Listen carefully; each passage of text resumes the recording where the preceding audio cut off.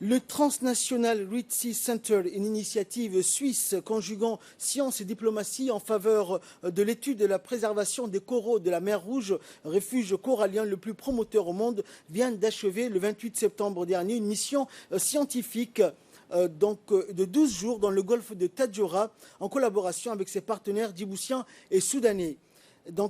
Avec le soutien du ministère de l'Environnement et du Développement durable et la participation de l'Université de Djibouti et du Centre d'études et de recherche de Djibouti, ainsi que l'Université de la mer Rouge à Port-Soudan, cette mission pluridisciplinaire a permis d'observer la parfaite santé des récifs en plusieurs endroits du littoral, malgré une température de l'eau à son quasi-maximum annuel. Cette nouvelle mission conjointe, après celle menée en juillet-août dans le nord du golfe d'Aqaba, complète les bases du tout premier état des lieux de l'écosystème corallien et de la biodiversité à l'échelle de la mer Rouge en cours d'élaboration. Toutes deux s'inscrivent dans le cadre de la diplomatie scientifique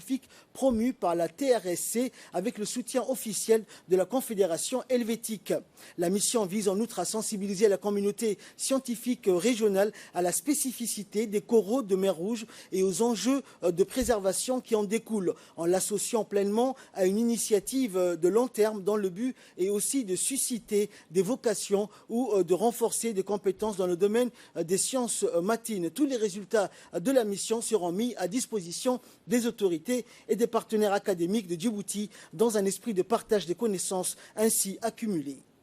Il y a une société, une organisation qui est venue d'ailleurs, Transnational Red Center, qui s'organise sur le truc de corail et l'océan et la mer. Et ils ont pris 2 étudiants. On est parti avec eux, on est resté durant 2 semaines dans le bateau Delphine Express. Et on est parti, on a visité plusieurs sites, Obok par exemple, à Tadjoura, Il Moucha, Arta, Goubet. On est parti plusieurs sites et dans plusieurs sites on a cartographié, on a récupéré des données ADN du milieu et on a cartographié l'océan, le corail et après on a aussi identifié le corail présent et tout ça. Et aujourd'hui, c'est la fin de cette expédition et j'espère que grâce à toutes ces pratiques acquises, j'espère que je vais le mettre en service de mon pays. Là, on est en train de finaliser en fait l'expédition du Transnational Red Sea Center à Djibouti et en mer Rouge. On a commencé auparavant, donc cette année, en Jordanie et en Israël. Et maintenant, on vient de terminer notre mission à Djibouti, où on a étudié donc l'état de santé des récifs coralliens de Djibouti, dans tout le golfe de Tadjoura et dans le lac de Goubet. En commençant en Djibouti, en allant aux îles Moucha Maskali, puis Arta, puis le lac Goubet, Tadjoura et Obok. Et notre intérêt, c'était vraiment d'essayer de comprendre comment les récifs se portent, quel est l'état de résistance face au réchauffement climatique de ces récifs, mais aussi quel type de nouvelles menaces en termes de pollution pèsent sur ces coraux. Et ce que l'on a fait, c'est amener de nouvelles technologies qu'on a développées au sein de l'École polytechnique fédérale de Lausanne en Suisse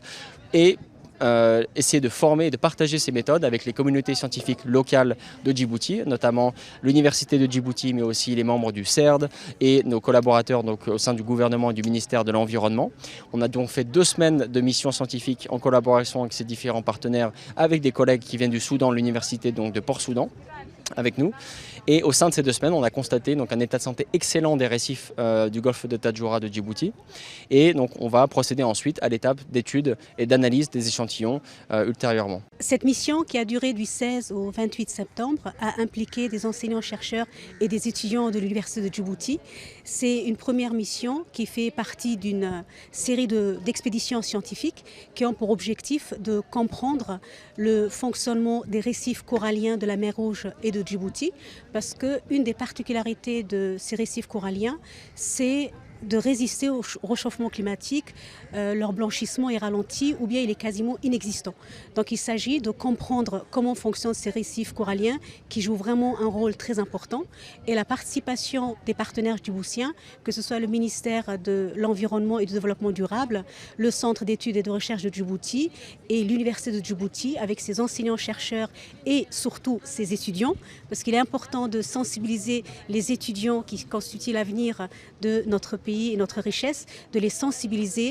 au fait que nous avons vraiment des écosystèmes d'exception, des récifs coralliens qui sont des indicateurs de changement climatique, mais qui, eux, résistent vraiment au changement climatique. Donc c'est important qu'ils sachent qu'il est important de préserver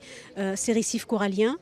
et par le biais de transfert de compétences notamment. Notre participation à cette expédition, ça va nous permettre justement d'acquérir cette expertise d'analyse des échantillons, de cartographie en 3D ou encore d'analyse génomique pour identifier et déterminer la biodiversité de ces récifs coralliens pour espérer à long terme de développer ici même une station d'observation des récifs coralliens.